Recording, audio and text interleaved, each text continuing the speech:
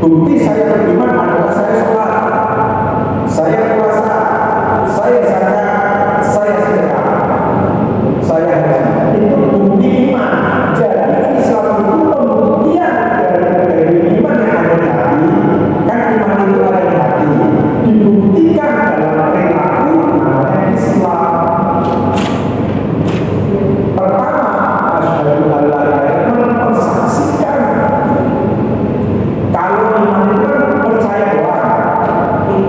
antara percaya kepada Allah dengan bersaksi itu beda.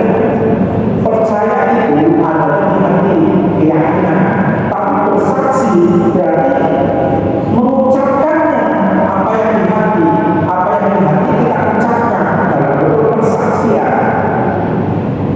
Buktinya apa? Kamu percaya kepada Allah. Buktinya biasanya kita menyebutkan Allah dalam kehidupan sehari-hari.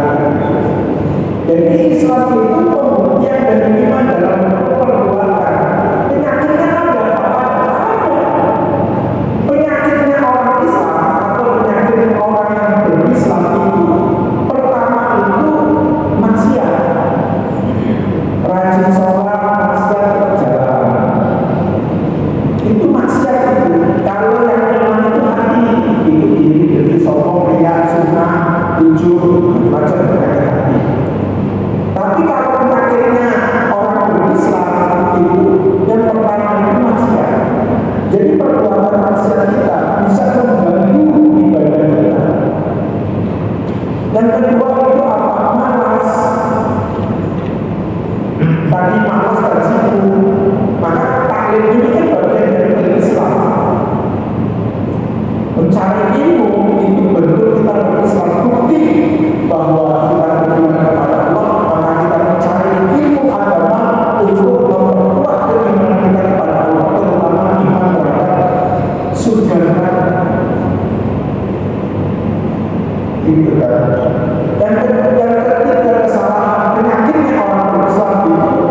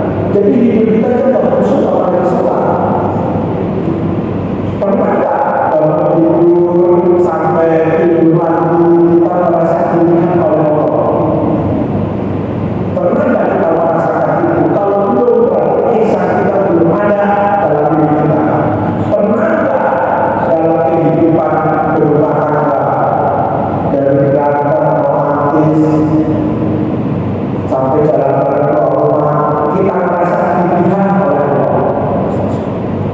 Tidak lupa. Padahal ihsan itu seolah-olah kita melihat Allah. Kalau kita tidak bisa melihat Allah atau menghadirkan Allah, ya kita merasa Allah melihat kita. Sehingga kehidupan kita itu selalu benar.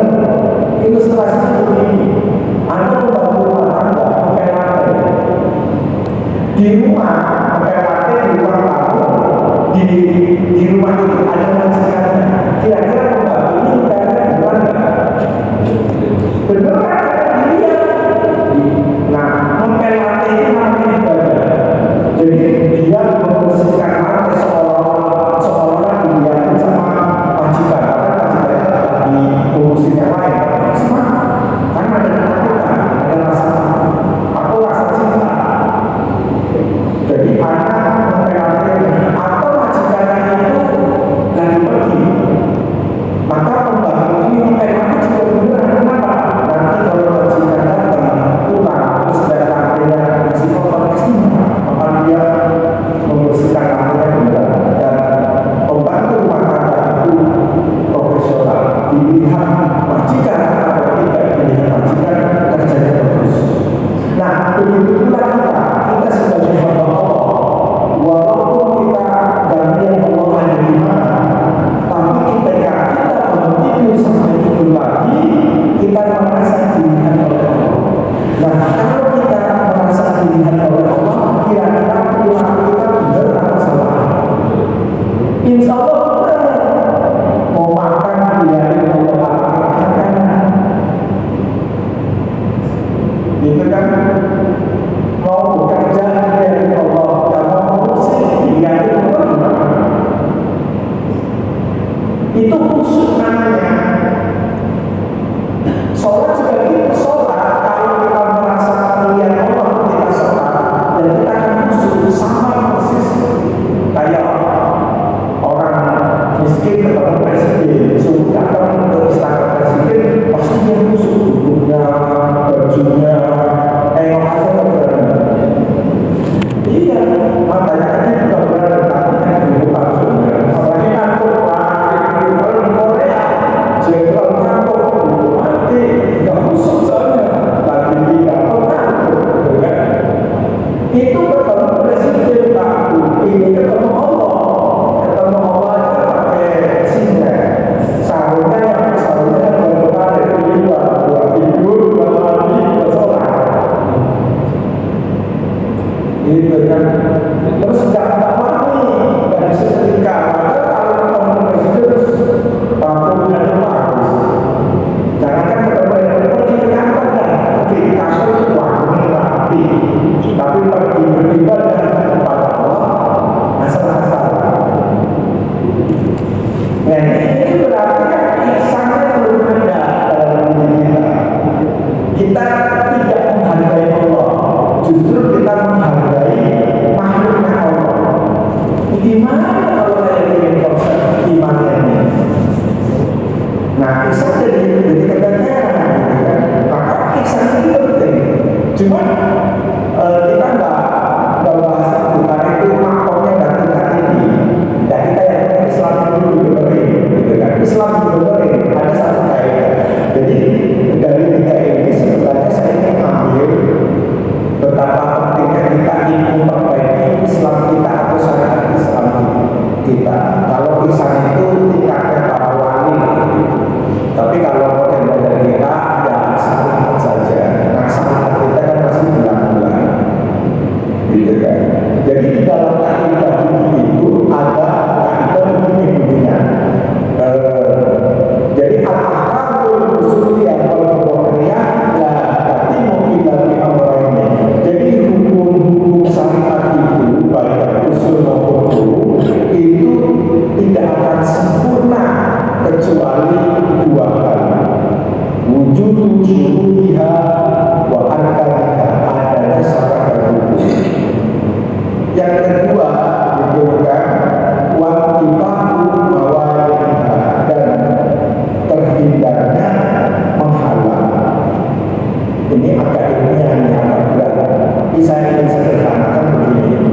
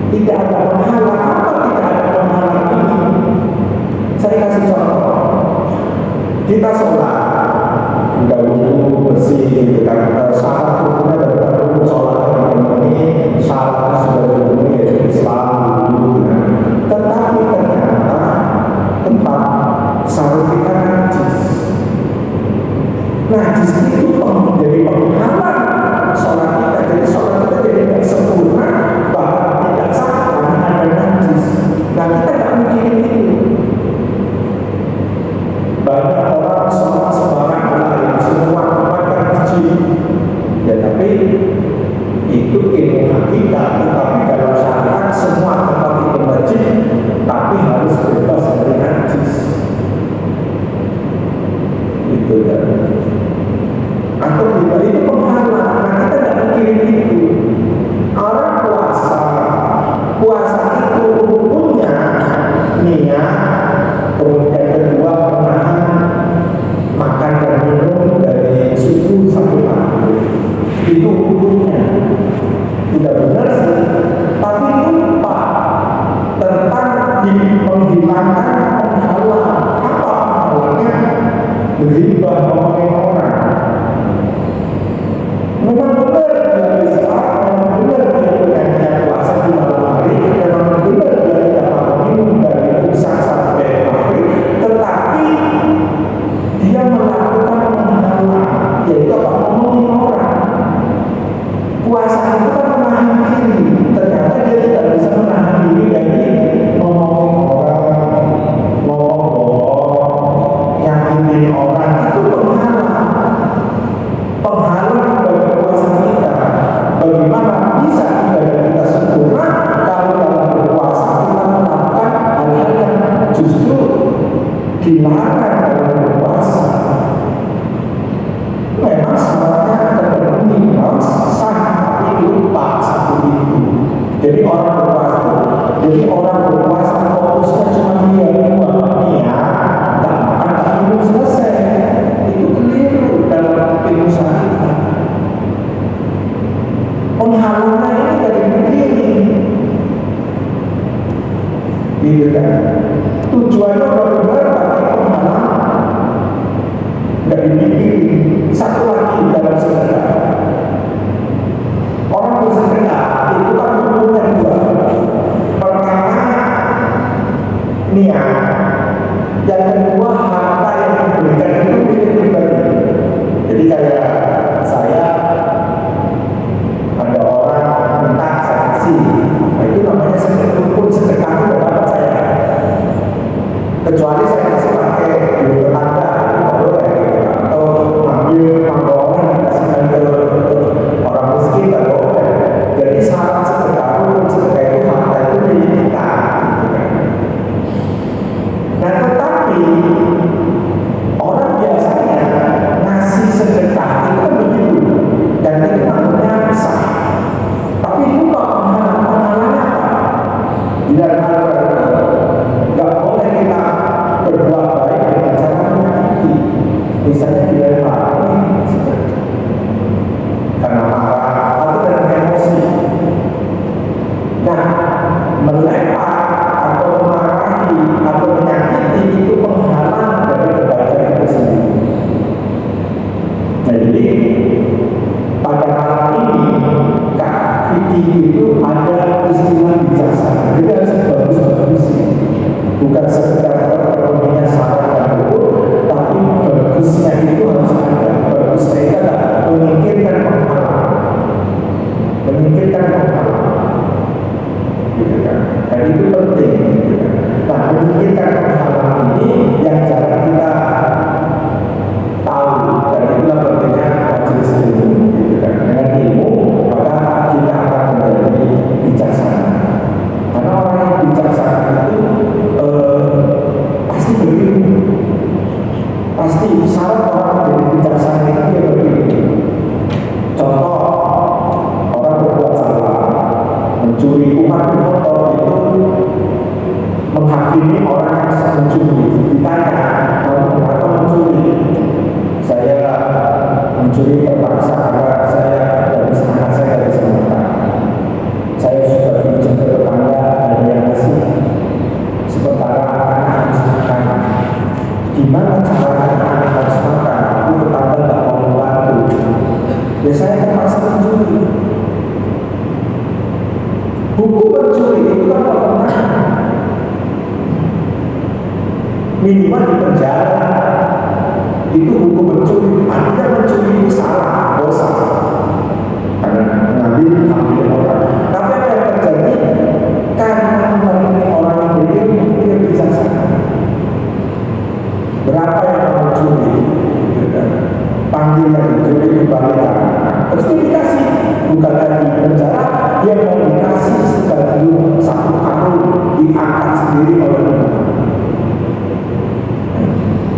bijaksana. Sama persis orang tua. Orang tua ada anak jatuhin piringnya pecah, padahal itu piring kesayangan warisan orang tua. Tapi orang tua tidak marah. Bijaksana karena dia masih kecil. Jadi karena dia masih kecil, kita harus bijaksana. Karena dia terpaksa mencuri, dia tidak bisa makan, dia miskin, maka kemiskinan itulah yang menjadi kita bijaksana. Nah kalau orang mencuri, pukulin, arakin, bakar sekalian. Kenapa? Giliran korupsi dan dibakar. Nah itu bijaksana. Maka orang Islam juga harus bijaksana. Istri jangan sekali ini jangan dimarahin. Tanya dulu kenapa? Capek. Pasti capek. Karena capek itulah maka suatu bijaksana. Ya udah, gak usah masak satu minggu kita makan dua sehari. Itu bijaksana. Ribut. Orang kerja, suami kerja, kan dua hal satu minggu. Masa istri jaga ibunya? Mestinya istri kasih itu satu minggu untuk shopping. Itu kan saja. Pasar ya, semua pakai uang shopping. Kita ini laki-laki kerja ke kantor satu minggu libur. Istri tidak libur. Enakan suami kalau gitu ya. Nah, berarti suami tak bijaksana ini kalau kayak gini. Saringannya gak jalan. Jadi bijaksana itu bukan hanya dalam ibadah, bukan hanya dalam persoalan salah berulang, tapi dalam persoalan rutinitas. Nah ini dari pulang dari majelis ini, para suami harus bijaksana kepada istrinya. Jangan di rumah memposisikan diri sebagai polisi. Nah itu salah benar. Atau memposisikan diri sebagai jaksa. Nyari kesalahan. Buka HP, buka lemari, apa. Atau sebagai hakim langsung memvonis Anda salah, dihukum, ini kan suatu itu sebagai kepala rumah. Pertama sebagai polisi menyelidiki ada apa sebagai jaksa harus bijaksana. Jadi tidak dinasih mulai dari sendiri. Kalau dari rumah kita sudah bijaksana, insya Allah di masyarakat sebagai pengurus DKR, pengurus yayasan, jamaah itu bijaksana dalam mengambil keputusan atau membuat program-program. Ini gimana baiknya uang banyak pas digunakan atau disimpankan, ya tinggal terserah, itu bijaksana kita. Ini kan.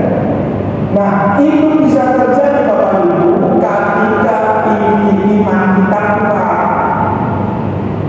Ketika Allah melihat kita merasakan dia oleh Allah, itu kita akan bijaksana. Kenapa? Ini istri amanat dari Allah, yang mengingatkan itu Allah.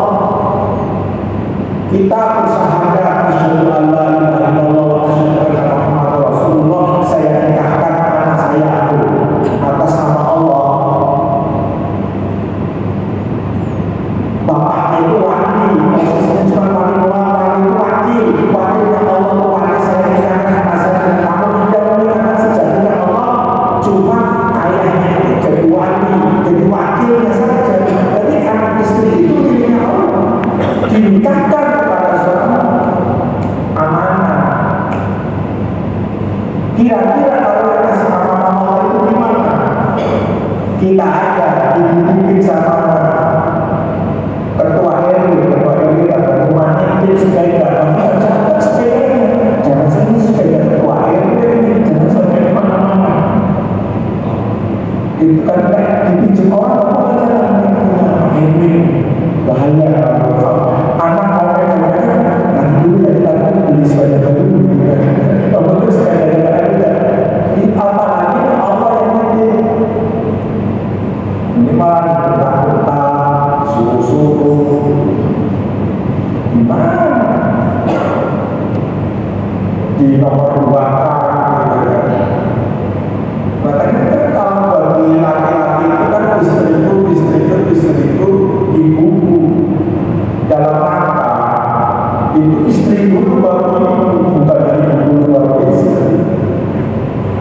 istri dulu 3 kali.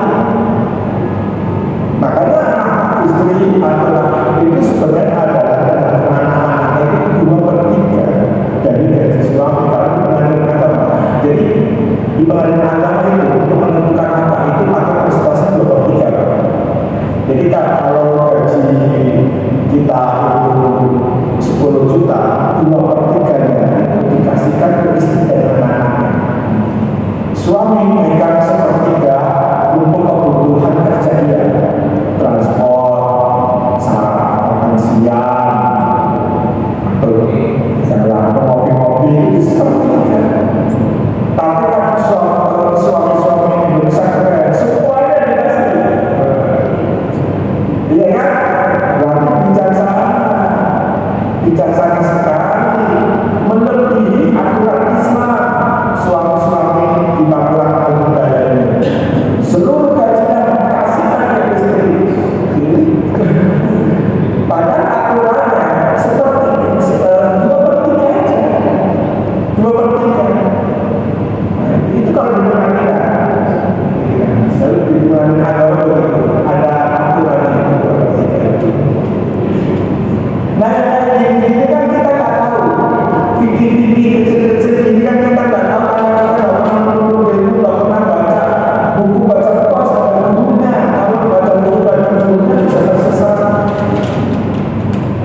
Kalau ada kemungkinan terima di akhirat karena siapa kamu bukan urusan saya, kalau saya salah saya urusan saya.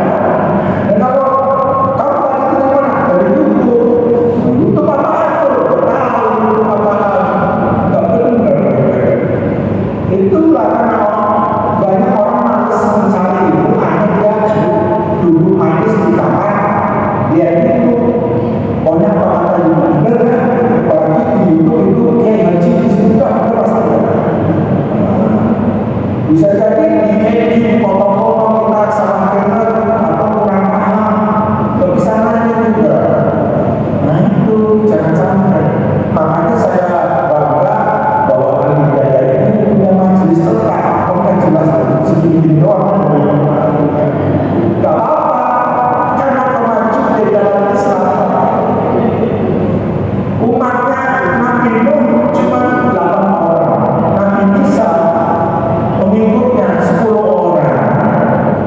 Al-Hidayah lebih dari 10 mengatakan Nabi Nuh. Nabi Nuh sampai wafat, umat yang mau mengikuti ajaran cuma 8. Nabi Musa cuma 1. Jadi dalam Islam kemajuan itu tidak dihitung dari banyaknya orang, tapi kualitasnya. Makanya seorang guru tidak boleh menolak ketika jamaahnya sedikit. Ustaz, ini ada pengajian, ini berapa jamaahnya? 15 Pak, nggak boleh. Mau 12, mau 40 sama saja. Nggak boleh berkurang. Karena muridnya cuma 15, maka ilmunya separuh. Tapi kalau yang hadir 100, ilmunya keluar semua, nggak bisa. Ilmu ya ilmu satu nggak bisa dibagi-bagi, yang bisa dibagi itu harta. Ilmu nggak bisa dibagi, itu kelebihan ilmu dan harta. Jadi nggak bisa orang kasih ilmu dikit-dikit, nggak ada. Ini kalau salah ya salah, tapi kalau uang bisa dikit, simpan. Maka konsep dalam Islam itu terkadang itu memang harus menunjukkan Allah itu ihsan, karena kehidupan kita pada intinya dari bangun pagi sampai tidur lagi gitu kan, itu harus susu.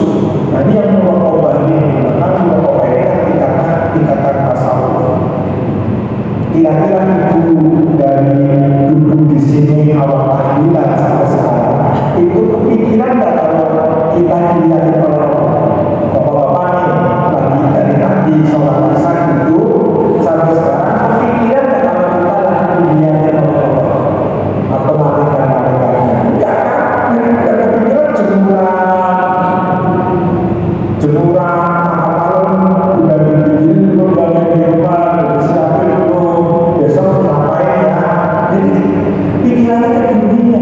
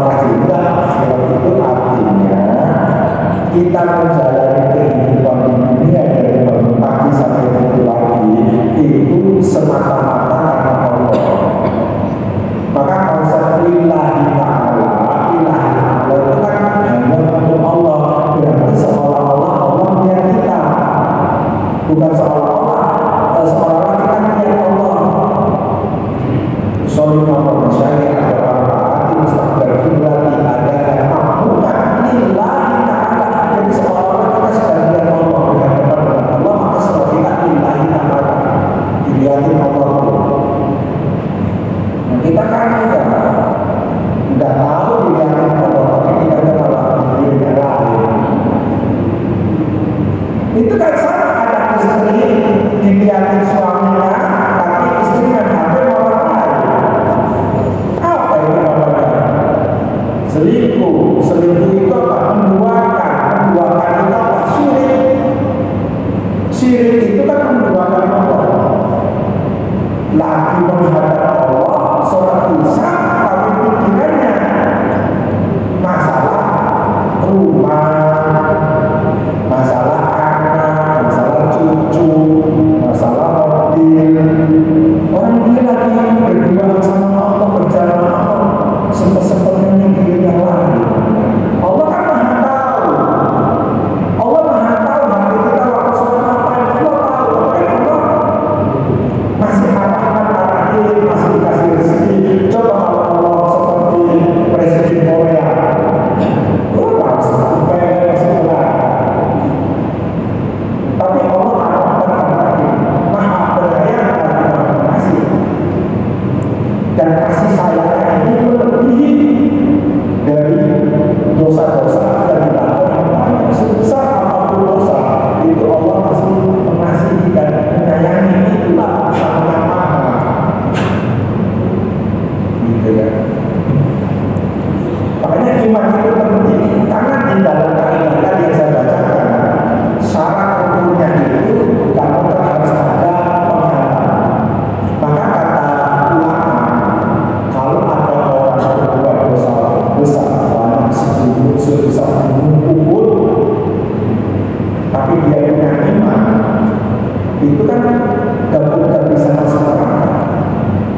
Karena yang boleh syarat rukun orang masuk neraka adalah orang yang tidak punya iman. Itu syarat rukunnya masuk neraka. Nah, kita kan punya iman. Jadi iman ini jadi penghalang. Neraka gak mau. Neraka gak mau membakar orang yang di dalamnya ada iman. Gak mau. Maka iman ini menjadi penghalang. Kalau imannya benar, tapi kalau imannya salah jadi musyrik, bos. Nah, karena iman kita jadi penghalang, maka kita hanya dibakar saja dosa-dosa kita. Jadi Allah konsepnya kepada orang iman tidak membakar orangnya, membakar dosanya. Dosa-dosanya dibakar sampai bersih. Setelah bersih, maka dia dalam kondisi beriman. Yang tersisa cuma imannya doang. Nah, syarat masuk surga itu kan beriman kepada Allah. Udah bersih. Jadi orang beriman yang banyak dosa yang masuk di neraka itu untuk membakar dosanya, bukan untuk menyiksa-nya. Konsepnya kan begitu. Kalau menurut kaidah tadi, sama kaidah puasa, syarat rukunnya itu gak makan, tapi ngomongin orang. Berarti kan puasanya gak benar, masih ngomongin orang, bakal sebenarnya. Karena ngomongin orang menjadi penghalang orang berpuasa. Jadi kalau ngomongin orang sama kayak orang sholat, sudah wudhu, udah takbir, sujud sebagainya, udah sesuai aturan, itu syarat rukun, tapi najis, badannya najis, sholatnya gimana? Sama tadi, penghalang sahnya sholat itu najis, dan ada penghalang sahnya sholat itu. Maka jangan sampai kita yang berhubung salah selesai, perhatikan, jadilah orang yang bijaksana. Kalau sholat ini tepat, saya ini saja yang kira-kira masih bersih atau enggak. Sahurnya dipilih mana yang bagus. Kalau sahurnya ada yang melakukannya, ambil aja dari mana. Nyuci mah gampang, yang penting bersih. Pikirkan Allah, jangan pikirkan aku ini sesuatu mahal, itu lagi susah pula, nggak usah dicuci, sahur lagi nggak sholat. Jangan boleh kayak gitu. Justru kasih yang bagus-bagus buat Allah, Allah akan ganti. Allah akan ganti. Rezeki dimudahkan, urusannya dilancarkan, proyeknya diperbanyak, ditambahkan.